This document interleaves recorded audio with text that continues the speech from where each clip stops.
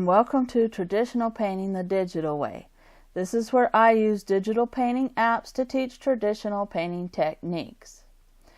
In this video, I'm going to show you how to do my drawing that I did for Inktober week 4. I went ahead and did a happy looking scarecrow, and I want to show you all the different kinds of pens that you can use if you're following along traditionally. There's all kinds of waterproof pens and water-soluble pens, and it just depends on what you want to use for it.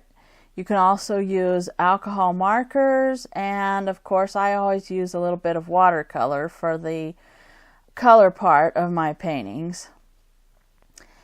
And we're going to be using Infinite Painter for Android, and here I'm just starting out with a rough sketch of how I want the scarecrow. And I found a whole bunch of references on pixabay.com of scarecrows, and I want to do a scarecrow next to some pumpkins. And you can do this for Halloween, or you can just do this for a fall painting or Thanksgiving or something. And you can just leave the jack-o'-lantern faces off of the pumpkin. And you can also add other things next to the scarecrow. You don't have to have just pumpkins. You can add squash or corn or any kind of produce that you want to, that you think would look good. So you can just go ahead and make this a completely generic fall or Thanksgiving type of picture if you want to. So I just went ahead and added some corn husks in the background to make it look like the cornfield, and went ahead and, since I did this before Halloween, I went ahead and put faces on the jack-o'-lanterns. And I wanted to make this a happy looking scarecrow, so I went ahead and added a smile on his face, and used one of the hats from the photo references that I liked, and then drew in his clothes. And I decided to put a little vest on him because I thought that would look good, and put patches on his clothes like they're ragged clothes that you would just put on a scarecrow, because you wouldn't want to put your best clothes out in the field if you're making a scarecrow. So I just added those little details there, and I'm using the Blackwell pencil for Infinite Painter here.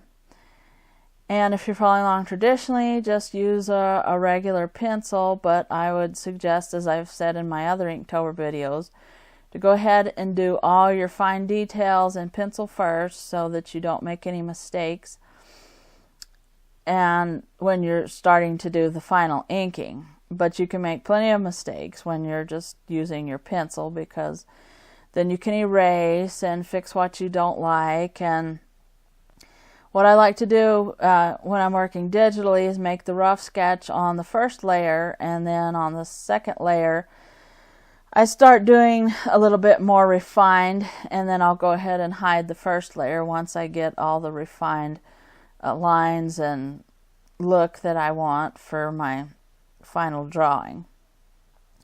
So here I'm just kind of working on cleaning up the edges of the scarecrow, and adding in all the little details on the pants, and working on the jack-o'-lanterns here. And I decided to add 3 there just to give it a good compositional number, and then I wanted to add a few more on the edge here.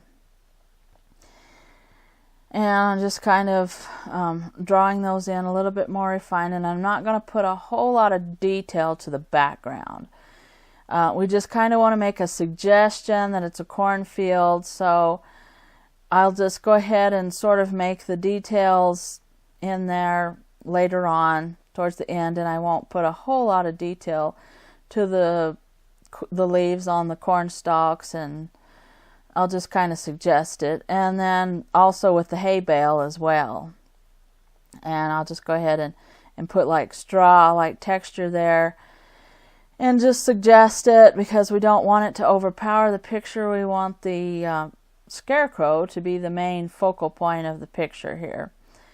And then the pumpkins on the edges, those will be what are called eye stoppers, which Just means those are objects that you put along the edges of your painting to keep the viewer's eye in focus on your main subject.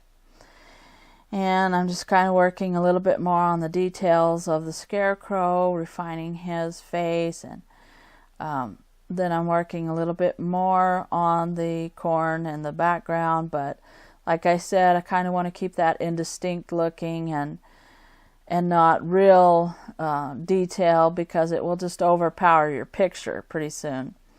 And so in order to keep things three-dimensional, and even though we don't have a lot of depth in this picture, we still want the background to recede. And then I'm just kind of refining the pumpkins. And like I said, if you don't want to do Halloween for this and you just want to make it a fall picture or for Thanksgiving, then you would just go ahead and leave the faces off right here. Just go ahead and make it a plain pumpkin, or add some squash. You could even add a cornucopia full of food if you wanted to sort of make it a Thanksgiving type of a thing. Or you can just add corn, just whatever kind of harvest vegetable that you would like to put there. You could even put tomatoes or something.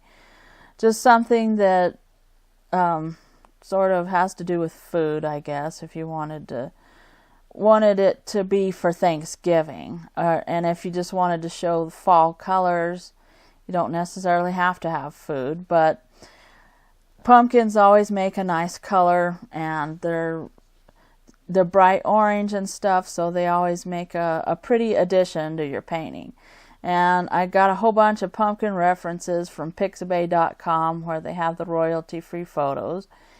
And so I just added a bunch of jack-o'-lanterns just because I wanted to see some examples of some faces that I might use for the jack-o'-lanterns. And I'm just using the photo reference function in Infinite Painter, and that's what I like about Infinite Painter. That's one of the things that's my favorite feature of this program, is that you can use lots of photo references. And so I really like to add as many as I possibly can, and this one, Infinite Painter, lets you use a lot of photo references. So here I'm just putting on the faces of the jack-o'-lanterns, and I'm not making them too scary because I wanted this to be kind of a happy painting. And so I'm just adding mostly happy faces to the pumpkins.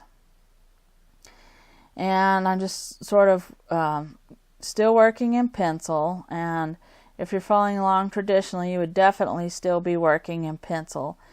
And I'm just kind of working on the look of the pumpkin faces, and I thought that one looked a little too scary maybe, so I went ahead and added some rounded eyes and made it look more friendly.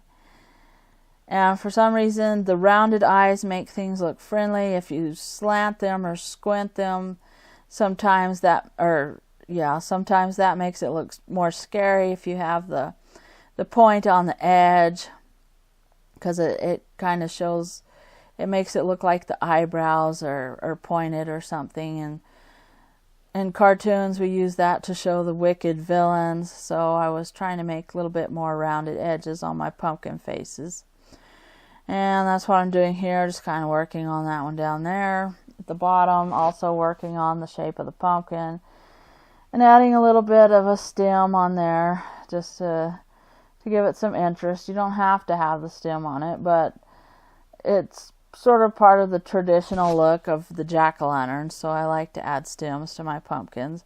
And I decided to just put 2 pumpkins here for the eye stopper on the corner here. And so I'm just kind of making sure that they overlap. That's one way for you to show depth in your picture, is to make objects overlap. So I'm putting the little one in front and the big one in the back. And that's just more pleasing to the eye, and it shows depth in your picture. And then I'm working a little bit more on the face of the Scarecrow here. Just want him to give him a little bit of a happier smile, and working on the wrinkles a little bit and the patches on his pants, and I just want to leave his hands and feet as straw sticking out. Now, some people do their scarecrows with gloves and boots and things like that, and you can do that too if you want to, but I just wanted him to have some straw for the hands and feet.